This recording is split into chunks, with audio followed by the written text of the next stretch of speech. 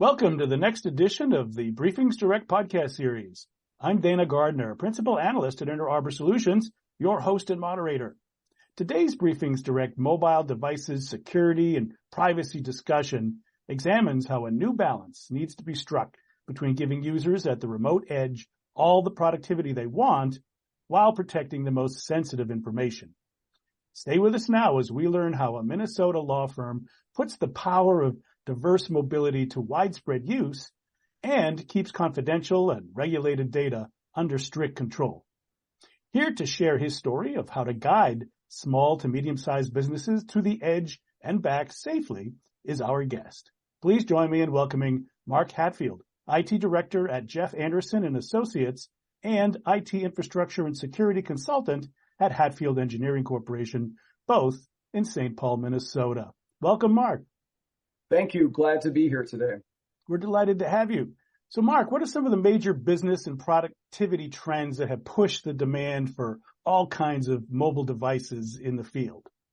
Well, I think for the first time, we're living in a world where company data and documents both are accessible from anywhere. Before, it was primarily email. And also we're seeing more and more advanced mobile devices like the iPad Pro, right? Capable of a lot more than your smartphones are. So we need to make sure that these mobile devices are as secure as possible. And in the past, what we've had to secure them are MDM or mobile device management solutions, but those are not security solutions by themselves. Yes, they do have some basic security settings, but in my mind, what was missing from these new endpoints in their advanced state, accessing sensitive corporate data, is we didn't have a full-blown security client like Bitdefender, like we do on our workstations, servers, laptops, reporting back to me in real time what's happening. Awesome. So in order for the productivity to take place and for the security to be accommodated, we've had to do some, jerry-rigging, or is this off the shelf? How do you even approach a solution at the edge like you're describing? Well, if you take a look at the world of MDM, it's a very much roll your own solution. I mean, in the broadest sense, right? So you try to put controls on there and you try to say, hey, your phone has to be up to date. You have to have a passcode to unlock it. If it's jailbroken or hacked, we're not going to allow it. You can even do things and say, well, since we only have iPhones, we're only going to allow iPhones to connect, right? And that's all well and good, but that does not stop, for example, malware. It doesn't give you the ability to filter the content and the web filtering, and it certainly doesn't give you the visibility to view inside of the web traffic that the users are browsing to on these mobile devices.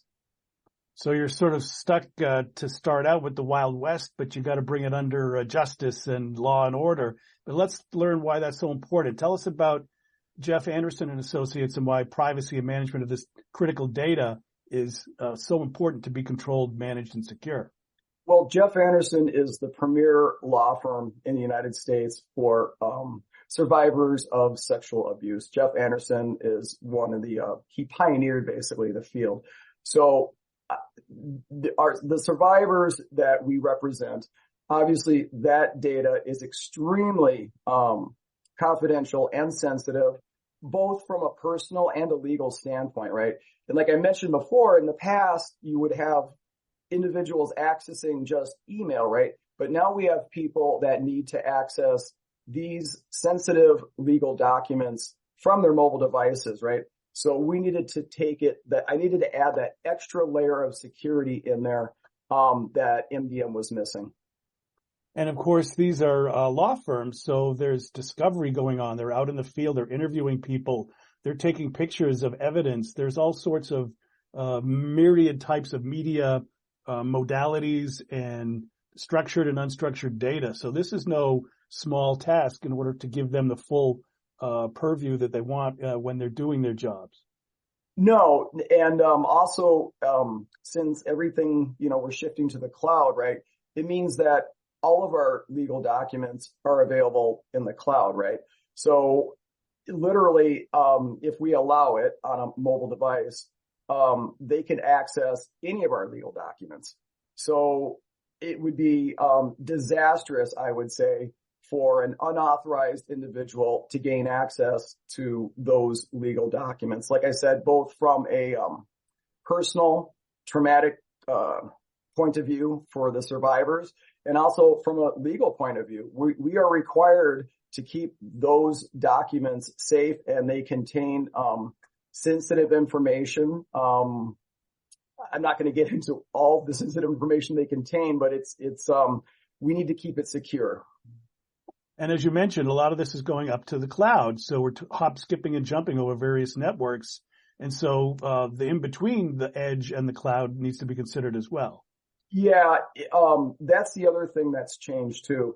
In the past, you had users that were going to access, I'm going to call it more sensitive corporate data like documents and applications, that they had the requirement that you have to connect to our private, secured corporate Wi-Fi now.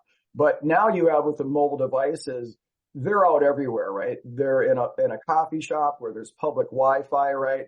So we don't get to control where these mobile edge devices connect from. So we have to make sure that even if they're connected to a public Wi-Fi spot, making it all the way back to our cloud and accessing sensitive documents, that they remain secure all the way there and all the way back. And also we need to make sure that those phones are free from infection, where somebody could literally have something on the phone where they're snooping on what the end user is looking at on those mobile devices. Right. And while we're using Jeff Anderson and Associates as our use case today, and we'll be digging more into how that solution came about, this applies to lots of other small to medium-sized businesses and enterprises, or even departments or divisions within enterprises. So as a consultant on the side, are you seeing these demands across the board, or only in a handful of industries? Or, other than Jeff Anderson and Associates, where are the use cases and verticals that this demand for mobile security is cropping up? Well, I also consult for Baldwin Supply in Minneapolis. They supply industrial parts. They also do customized conveyor belts for, large agricultural, industrial applications, right? They don't have legal documents that their users out in the field need to access, but they need to access their main company applications that also have sensitive information, because it has sales figures, it has customer data, and they need to be out in the field as a field rep when they're in that factory, and they need to be able to access that data. They need to be able to add data and even get the client a quote on site all through their mobile device. So while it's maybe not the same level of sensitivity and the security that a law firm would require, that information still has to be kept secure. So I imagine that the mobile edge is pervasive across almost all business now. There's not too many that wouldn't want to have the ability to do mobile device security and compliance in the best way possible. Yeah. It used to be, for you to get that kind of access on a mobile device, you had to do some type of expensive third-party implementation. But just for example, Microsoft 365, out of the box, even for a small business, they give you access to Word, Excel, SharePoint, OneDrive, not just Outlook accessing your email. So every single business is going to get that access. And regardless of what you're in, you still want to keep your data secure. Right. Now, it wasn't that long ago where people had to make a decision: do we allow bring your own device or BYOD or not? It seems to me that we don't even concern ourselves whether it's your device or their device, as long as it's a device, right? So we have to secure all the devices, not just a handful of certain standardized ones, for example. Correct. So that obviously makes it more complicated. In the world of MDM, you basically end up creating two basic scenarios. One for the corporate-owned devices, the other one for BYOD, right? The BYOD devices, I'm not concerned about their personal information, but any apps that I deploy to them that are corporate apps that access corporate data, right? I need to ensure that piece of it on the BYOD device is secure, and also that if need be, we can wipe that piece of the data off of their device without touching the rest of the data on the device. Whereas a corporate device, we can just say, erase the whole thing if we needed to, right? We don't want to erase people's child photos and things like that. They would get really upset, and it's not really our purview to do that. But we do need the ability to keep that corporate data separated and secure, and make sure we have the ability to delete it if necessary. Yeah, sure. Best practices for security always includes needing to onboard and offboard people properly, and that's probably even more complex on the device edge. Yes, it is. If you spend, it's not easy, a lot of time properly implementing an MDM solution. You can automate a lot of that with the two different scenarios, right? It's no easy task, I'm going to tell you. Once you get it all working, it's really great. I'm going to take that same approach with the Bitdefender mobile, meaning just like at on-premise, I have different policies for laptops versus workstations versus servers. I'm going to end up with customized policies, one that apply to corporate MDM devices and another policy that apply to BYOD devices at a high level. Now, I'll probably need to break that down a little bit between Android and Apple, right? A little bit more subtle differences. But at the high level, I'm going to end up with two policies that are very dialed in to provide the needed security while also allowing the user to properly use their device. Great. Let's dig into the Jeff Anderson and Associates use case a bit. Tell us a little bit about the story of how you were developing your security posture at the mobile edge and how you brought it to full execution in this particular organization.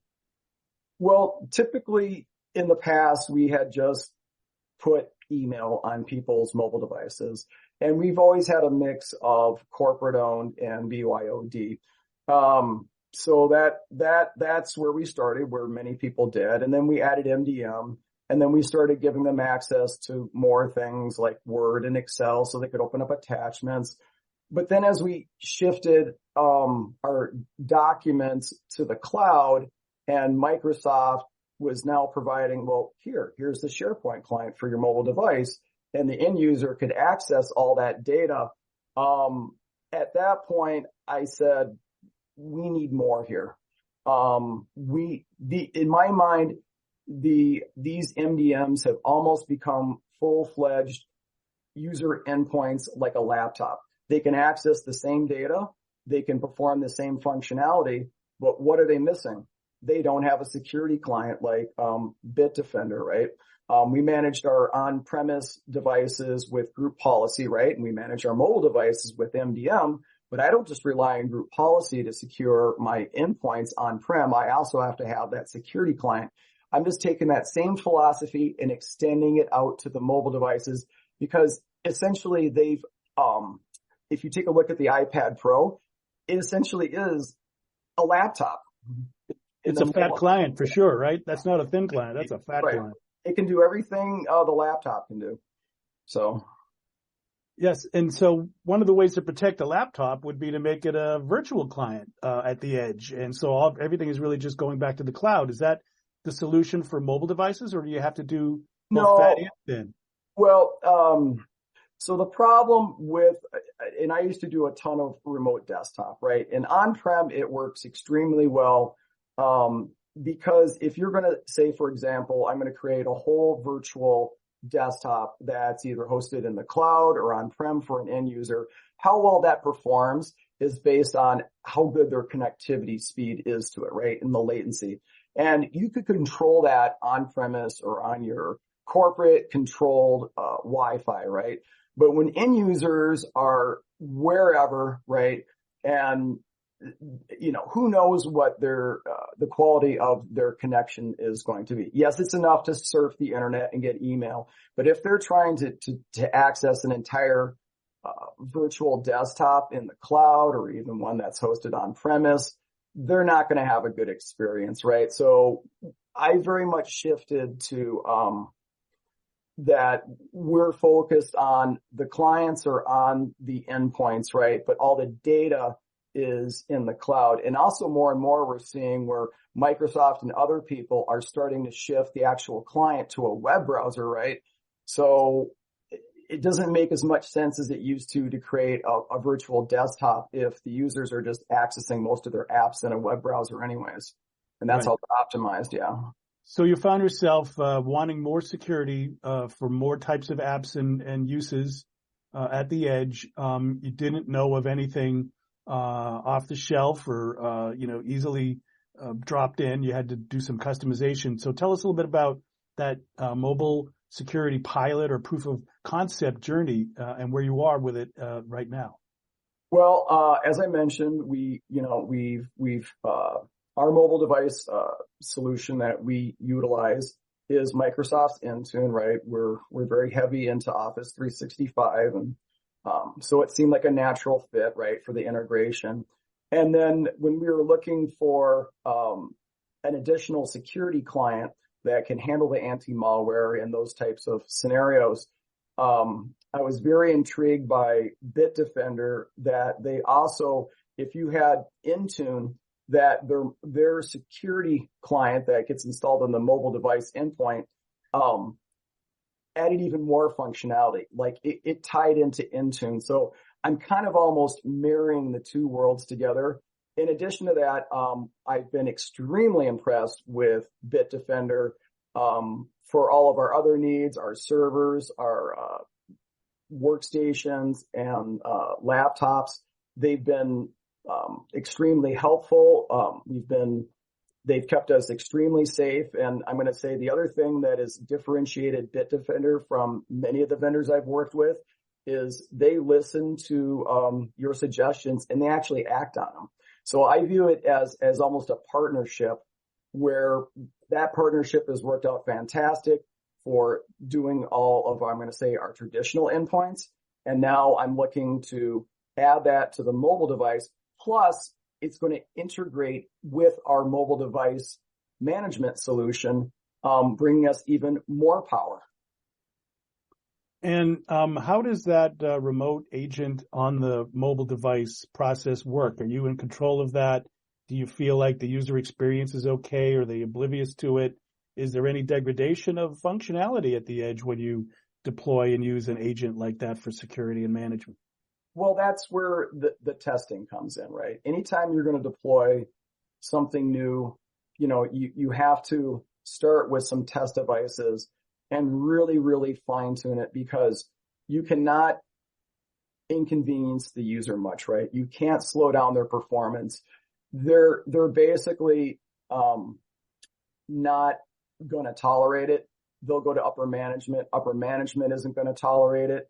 They'll say, hey, security's nice, but if we can't do our job, then security doesn't mean anything. And they've got a good point there. So if you do all of your fine tuning and you make it as secure as possible, while at the same time giving the user, almost they don't even notice it's their experience, then your acceptance from the users is going to be much better than if you try to force something on them that's inconvenience and that gives them a negative performance experience. Great. And so when you've crossed that hurdle and you've got a good agent that's helping you with security, you're going to deliver that analysis and data somewhere. Have you started using any SOC in the cloud or other services so that you can automate or at least streamline the process of analyzing and getting any threat reports in as near real time as possible? Well, Bitdefender, I'm going to say semi-recently, added EDR, endpoint detection and response, to their whole product line, essentially. And that is pulling, lots of extra data from the client and compiling it and making it easy to look at, right? So it not only understands what's going on in the endpoint, but they also have, call it agents that reach into 365. So it knows about Azure authentication. It knows about SharePoint and OneDrive documents, right? And it's compiling all of that for us so that if there is something to look at, it's very, very easy in that reporting center to dial in to what you wanted to see, right? Complete with graphs and flows. Let's say there is something that maybe caught your eye and didn't look right. I cannot just click on it and say, well, scan it. Is it a virus or not? I can actually go in because of EDR and I can see, oh, this application talks to this and it went out to this website. Yes, it's okay. It's valid. I can whitelist it right now. I'm not going to get that alert anymore. Without that EDR component, we would have had to dig through logs for hours and hours and hours, even if we would have found the time to do that. So I was very happy to learn that the EDR component in Bitdefender will be available as, to extend to the mobile device endpoints. And I'm thinking that that EDR component is going to also be tying into Intune and feeding it more data. We also do quite a bit of security in Microsoft's own realm in the cloud, and you're marrying it all together so that all of your data is coming together in an interface where it's very easy for you to clearly see what is happening. And that ease of security management, if you will, is super important in the small to medium-sized businesses because more often than not, in those organizations, the IT director is also the security chief, and that's the case with you as well. So how important is it for you to be able to get what you need quick and easy with as much automation and streamlining as possible? Well, extremely important. Yes, I'm the IT director. I'm the security, I don't know what you want to call it, head of security. I was a security auditor as a consultant for years before that. I was also a Microsoft systems engineer. So I do a lot of the 365 engineering. I wear a lot of hats. We don't have a lot of time. The technology keeps getting more and more complex and coming at us faster and faster, right? And the user's expectations keep growing too, right? As they're handed this new technology. So, there's no way that we could investigate and feel as secure as we do without that type of EDR solution, in place. Great. Now, let's go back and revisit the experiences of those folks at Jeff Anderson and Associates. Super sensitive information, all sorts of in the field activities, probably often in a courtroom setting where time is of the essence when you're doing discovery of reaction to witnesses or other reports. What's been the result? How have you been able to quantify or qualify your ability to secure that edge and give them the productivity and security and compliance and privacy that they want? So far, I think it's worked out really well. We've added a whole nother layer of security. I worked very hard to make sure that the settings that we were applying were not hindering their performance in any noticeable fashion, right? Yes, we did have to maybe bother the user, quote unquote, for a minute just to maybe get it initially set up, make sure it was working. But after that, we haven't had to bother them at all. Wi-Fi is available everywhere, even the courtroom, so that if need be, they can, and they didn't maybe have a document that they copied to their laptop locally for the case and they need an additional document and it's in our cloud, whether they're accessing that on an iPad or even on a phone in a pinch, right? They have access to those documents. So I think it's worked out very well. Do you have any metrics or KPIs that are important for you to measure your job or how your suppliers are performing their jobs? What do you look for when you say, I'm getting my money's worth here? Well, I look, the first thing is we're not getting any infections, right? The other one is, they tell you what it's blocking too, right? So obviously when we go up there, I don't have, anything whitelisted when I roll out anything new. So I'm seeing everything that it's blocking and it's looking at. So those are kind of my metrics as to, is it looking at everything? Meaning, is it reading inside of the HTTPS, web surfing that the end users are doing? Check. They do that. Is it looking at when a user pulls a document down from SharePoint? Is it scanning it for anti-malware? Yes, it is, right? And on the EDR side, is it looking at things like, let's say, a user is pulling down like thousands of documents, which would be out of place for a mobile device. And that sets off an alert, right? So I'll even do scenarios that maybe a common attacker would use to see that I get those alerts. So those are the metrics that I use. And I guess it's also important for small to medium-sized businesses where there's a jack of all IT trades like yourself that you're getting the support and the sense of partnership from the supplier. Has Bitdefender been a good fit in that regard? They've been amazing. It's been an unfortunate trend in our industry where you've seen company consolidation, and unfortunately, they've taken a hatchet to the support staff, right? They've outsourced a lot of it. So support is not immediately available. You're starting at somebody that's too low level for the problem you're working on. And a lot of times they're almost no help at all. That is not the experience with Bitdefender. They will either immediately or get you very quickly to the person you need that can help you solve the problem, that are real engineers that understand the product, and that you can go through it. And there's been a few rare situations where they're like, wow, you've stumbled onto a scenario here where there might be a bug, and they'll actually bring it to development to have them confirm it. And I've had one or two situations where they did, and then they provided an immediate fix. And the turnaround time was days. That doesn't happen with any other companies I work with, and I work with just about all of them. Alrighty, let's look to the future before we end our discussion. Mark, what would you like to see happening on the mobile security front over the next few years? Do you have any ideals in terms of the service, the pervasivity of coverage, the amount of automation or even intelligence brought to bear? What would you like to see in your wish list for the future on the mobile edge? Well, on the mobile edge, of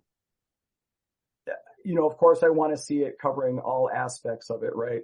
But what I think you're going to need to have it do too is, artificial intelligence, right? Where because of EDR, it is pulling an immense amount of detailed information from the mobile devices and your other endpoints about the applications and what executable talks to what website, and it's it's analyzing the entire behavior set, right?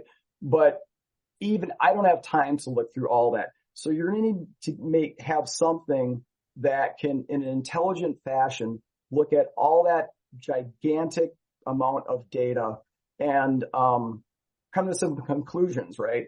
Initially, it would be alerts to you, right? But the other thing I would want to see, and some of this is available in parts of Bitdefender, where it would you can configure it to take automated actions on your behalf, right? If scenario A, B, or C happens, I know that go ahead and disable the user's account automatically. I don't have to get a notification. I don't have to look at it because I'm not going to have time to, right? If I'm going to call it the good actors are relying on AI to help increase safety and productivity. Unfortunately, the malicious actors are going to be using AI for nefarious purposes, right? So without that automation piece and without it being intelligent, right? And without its ability to take actions on your behalf when needed, you will not have time to respond to this, right? So it's going to take that level of sophistication to keep us safe in the future. Well, very good. I'm afraid we'll have to leave it there. You've been listening to a sponsored Briefings Direct discussion on how a new balance is being struck between giving users at the remote edge all the productivity they want while protecting the most sensitive information. And we've learned how the power of diverse mobility can boost innovation and productivity while keeping confidential and regulated data under strict control. So please join me now in thanking our guest. We've been here with Mark Hatfield, IT Director at Jeff Anderson and Associates, and IT Infrastructure and Security Consultant at Hatfield Engineering Corporation, both in St. Paul, Minnesota. Thank you so much, Mark. Thank you. It was great to be here. I'm Dana Gardner, Principal Analyst at Inter Arbor Solutions, your host and moderator for this ongoing series of Briefings Direct discussions. A big thank you to our sponsor, Bitdefender, for supporting these presentations. Also, a big thank you to our audience for joining. Please pass this on to your IT and security communities, and do come back next time.